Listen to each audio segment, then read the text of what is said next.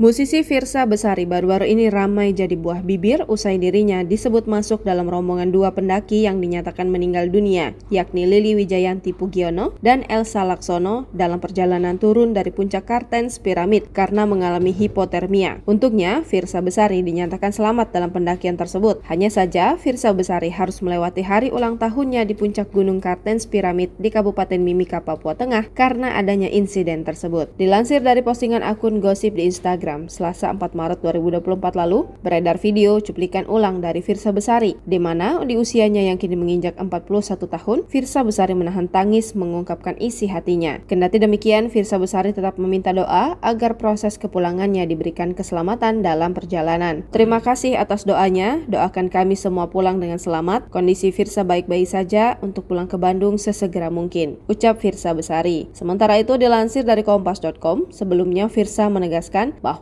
rombongannya tergabung dalam operator tur pendakian puncak Kartens yang berbeda dari Lili Wijayanti. Firsa juga mengatakan bahwa pendakian ke Kartens Piramid diikuti oleh beberapa rombongan yang berbeda, termasuk dari tamu-tamu warga negara asing serta tamu dari pihak Balai Taman Nasional yang semuanya didampingi oleh pemandu atau guide.